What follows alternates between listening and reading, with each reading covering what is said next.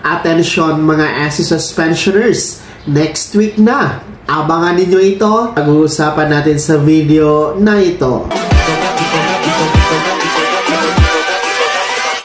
Hold up.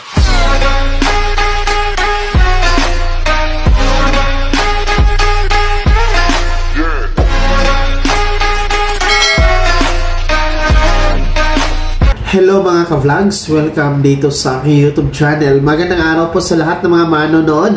Saan po kayong dako sa mundo? Kumusta kayo mga ka-vlogs? Eto na ha mga SSS pensioners. Next week na po, susunod na Biyernes, mangyayari na. Abangan ninyo, mamaya-maya pag-uusapan natin. Pero bago ang lahat, kung bago ka pa lang dito sa aking YouTube channel o di kaya hindi ka pa nakasubscribe, click nyo muna ang subscribe button na nasa baba. Huwag niyong kalimutan na pindutin ang notification bell.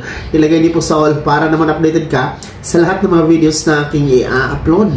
Makinig ha mga SSS pensioners dahil next week na po, susunod na Biyernes, mangyayari o magaganap, no? Abangan nyo po ito. At yan po ay February 28, last day of the month po. So una po, next week, by Friday, February 28, ay ang deadline po para sa annual confirmation of pensioners or SSS AKOP para sa mga merong birth month nitong buwan ng February, no? Ang deadline na nga po yan ng February 28. So dapat ma-comply nyo ang inyong annual confirmation of pensioners dahil required po yan sa mga merong 80 years old pataas, no? And pwede kayong agad-agad, no, bumisita sa inyong pinakamalamit na SSS branch na nasa inyong lugar para doon kayo mag-comply ng AKOP. O di kaya naman video conference po para sa mga nasa abroad, no? Mag-email kayo kay SSS para ma-set po yung schedule niyo sa video conference. O di kaya po kung kliyente kayo sa mga bangko nasa screen nyo, pwede kayo dyan mag-comply ng AKOP. So, itong pag-comply po ng AKOP ay every birth month nga po ito. Gaya nitong buwan ng February kung birthday nyo po, no? Within this month, from February 1 to February 28, dahil yan po ang sinasabi ng revised guidelines of the Annual Confirmation of Pensioners Program, no, sa SSS Circular 2023-013. No, you are a retirement pensioner, total disability pensioners, or survivor pensioners, nasa abroad ka man o nasa Pilipinas, kayo po ay nire-required na mag-comply ng AKOP sa inyong birth month, no? Basta ang edad 80 years old pataas. And pangalawa, next week na din po, susunod na Biyernes na, February 28. Good news ito dahil crediting schedule para sa mga merong date of contingency or araw ng kapanganakan, araw ng pagkamatay, araw ng pagkasakit, no, from 1st to 15th day of the month, o yung ating mga first batch SSS pensioners. Dahil next week po, araw ng Biyernes, February 28, ang inyong advance pension crediting para sa buwan ng Marso. Dahil ang March 1 na original date ng inyong crediting ng pensyon ay natapat po sa araw ng Sabado.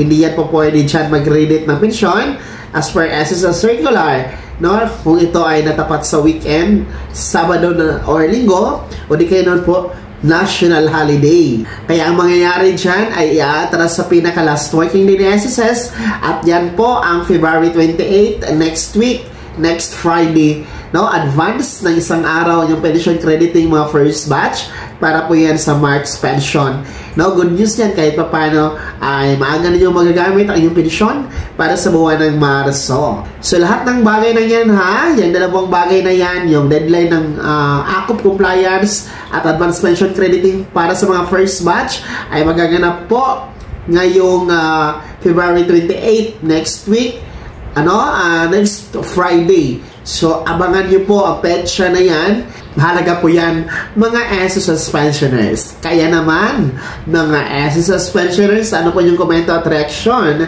sa balitang ito? Ibahagi nyo po sa comment section na nasa baba pakilagip ng buong pangalan at kung taga saan kayo. Bago ko magtapos sa video na to, kung gusto niyo pong sumuporta sa aking YouTube channel, maaari niyo pong i-click ating super thanks button na nasa baba. Sa mga gusto mong i-miyembro, pwede po i-click po ating join button. Maraming perks dyan mga ka-vlogs. Be my member now. Sana naging gabay ang video na to at paano pag-uusapan natin ng mga mahahalagang bagay-bagay na may kinalaman sa pagiging miyembro, beneficiaryo at pansyonado sa SSS.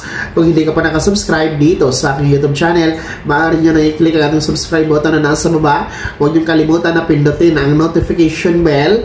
Ilagay nyo po sa all para naman updated ka sa lahat ng mga videos na aking i-upload. Maaari nyo din i-like ang video na to at kung meron pa mga katanungan, maaari nyo i-comment sa comment section na nasa baba. Paki-follow na din po ang aking official Facebook page na nasa screen nyo. Muli po ako si Daniel Timpawa na nagsasabing dito sa aking YouTube channel, Pawang Katotohanan at lahat, totoo lamang.